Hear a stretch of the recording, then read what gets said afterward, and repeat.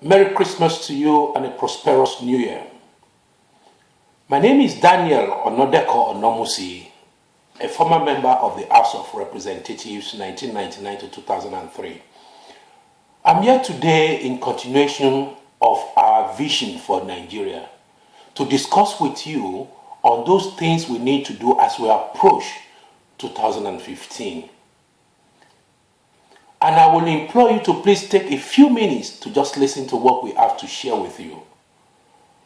For those of us who have been around for a while, I have been able to witness various governments in Nigeria, and I have been able to partake in the administration or in the legislative of Nigeria at the National Assembly. And I speak to you today out of passion for a greater Nigeria. I firmly believe in a united and progressive Nigeria. I believe in a Nigeria that we all will live together and respect one another. I believe in a Nigeria where we will all be able to develop at our pace. Nigeria as a nation has failed for so many reasons. Because the country is built on falsehood. I am not an advocate of segregation, but if we are going to live together as a country, we need to put certain things in the right perspective. I am so touched by the level of unemployment that has, as a result, brought about kidnapping, armed robbery, sexual abuse, humiliation of other things. I'm so much obsessed by it. This wasn't what we experienced when we were growing up as a child in Nigeria. But over the years since 1960, there had been a deliberate attempt by a few individuals to satisfy their urge, to satisfy dominance. They dictate to Nigerians who the president of the country is. They dictate to Nigeria what should happen, all in the interest of protecting their interests. I'm not here today to tell you or to support President Goodluck Jonathan. And I want to put it on record that I am not speaking to you as a Yoruba man, or as an Hausa man, or as an Igbo man. I'm speaking to you as a Nigerian, as someone who loves that country so much.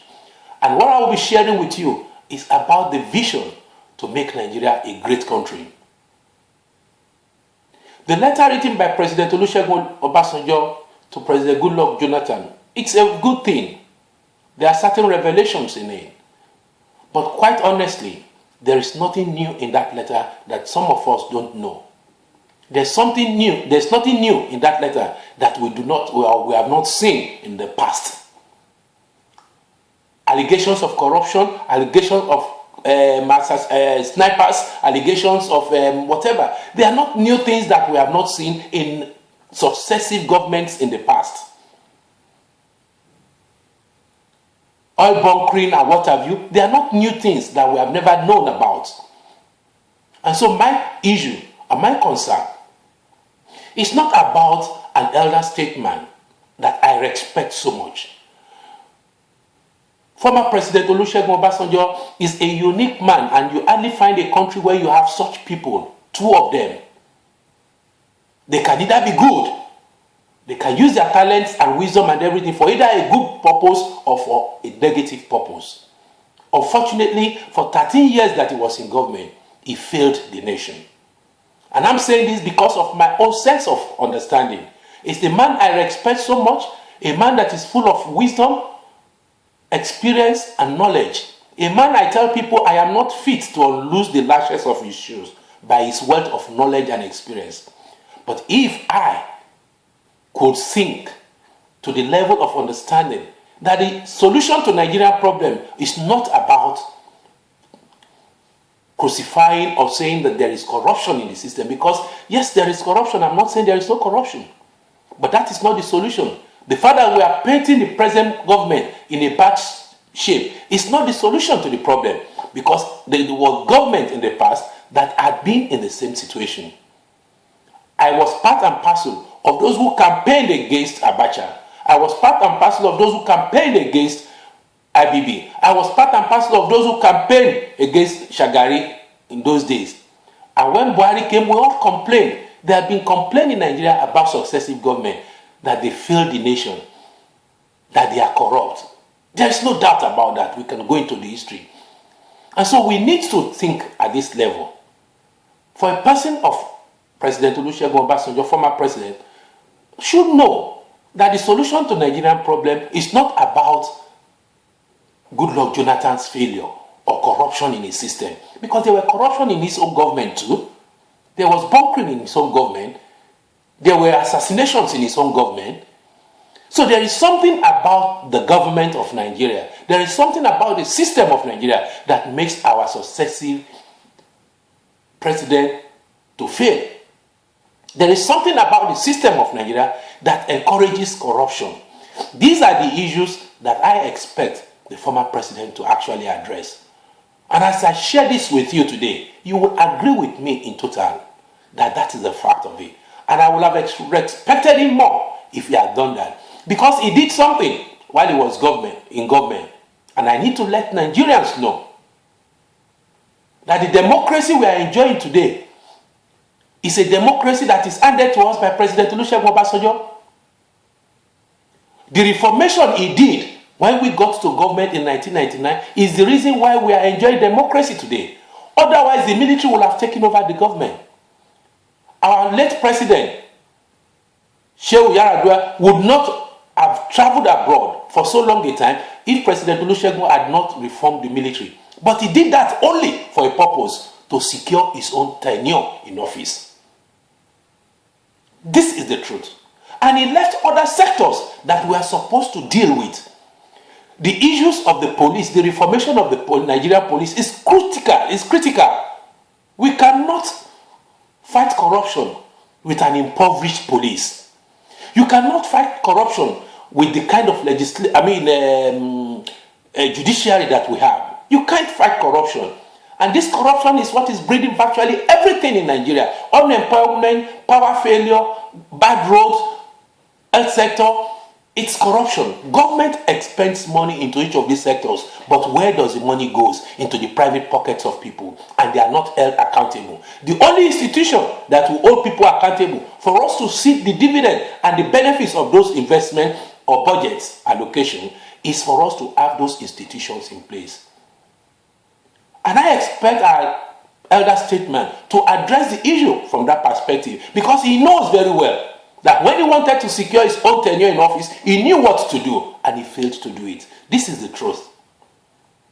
And he enjoys using the police and the judiciary against his opponent. That is the reason they failed to reform the other sectors now. My fellow Nigerians, I am not here to tell you that Jonathan is good. He is a complete failure. He promised us he was going to give us fresh air. He never gave us fresh air. I'm not defending him in any form. But I'm saying to you, rather than us playing to the gallery and allowing some people to come and impose again another candidate of their choice, we better think very well now and say enough is enough. What we need are institution building. Let us ask our ex-president Olusegun Obasanjo to make a legacy for himself by championing this cause. We need a very strong institution. We need very strong institutions. Our judiciary is weak, our police is weak, and above all, our National Assembly has become a different thing altogether. We cannot move Nigeria forward with the crop of caliber of people that are in the National Assembly. We need credible people in the National Assembly. People that will be able to make laws that will benefit the common man. I'm surprised people talking about bills on gay marriages and things like that, in spite of all money that they have. It's just unfortunate. I'm sure some of you will say, oh, what did you do when you were there? I leave you to go and Google my name and find out what I did as a member of the House of Reps. But one lesson I've learned is that one man in the midst of 360 people is a madman. But today, I am here to talk to you how we can build a strong legislative arm of government within the states and at the national level. If we are able to get credible Nigerians into the state assemblies and national assembly, men with courage who will be able to amend our laws and make those institutions stronger, the better for us. You cannot have an effective police, a people-oriented police, when government continues to fund the Nigerian police, as an example. You cannot. It will always be a government or a police of the government. The police is for the people, not for the government. To protect the people. And as long as federal government continues to fund the police, they will continue to dictate the tune for the police. These are some of the reformations which we want to share at the National Assembly. These are some of the knowledge we are coming to bring at that level that will change the whole system. I want to encourage you. Do not expect that IBB, Abacha, or whatever, any of them is going to, the elites are going to give us what we want. They would not. You and I, passionate Nigerians, Nigerians that are looking forward for a greater Nigeria, Nigeria that want to bequeath a good country for their children, Nigerians who are honest in the real sense, who are passionate about the development of the country, we need to make some sacrifice. We need to make some sacrifice. If we are not ready to make sacrifice, we will not leave a good country for our children. I am so concerned because I want my children to live in a country where there will be where opportunity is in abound. I want Nigerians to enjoy without fear or favor, devoid of their religious or ethnic background. I believe in the unity of Nigeria, and I want you to believe in the unity of Nigeria. But we can only achieve a united Nigeria on a just cause. And we need to address that issue.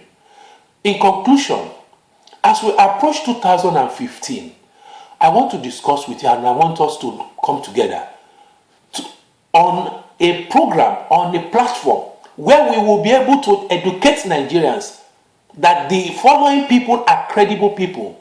People whom we have given a manifesto of how to develop, of how to improve our legislative arm, that are going to improve our legislative arm, that are going to improve our institutions, the judiciary, the police, the civil service, and things like that.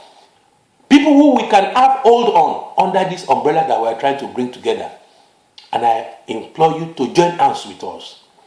If you would like to be part of that structure, anywhere you are listening to me, if you would like to be part of that structure, we will make some sacrifice. We'll be launching this national democratic movement very soon in Nigeria.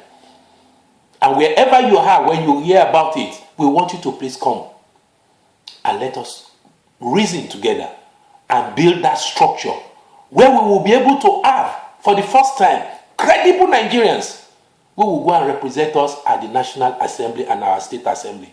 That is the first step we need to take. If we are able to achieve that, we will amend all those laws that gives immunity to the governor. We will amend all those laws that makes a president to give out the oil well of Nigeria to whoever he wants at his own will. These are issues that we need to address.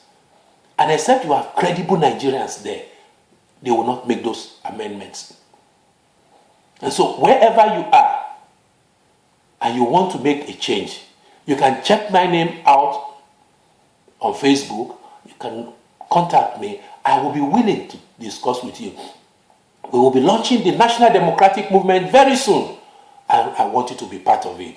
God bless you. Thank you very much. Bye-bye.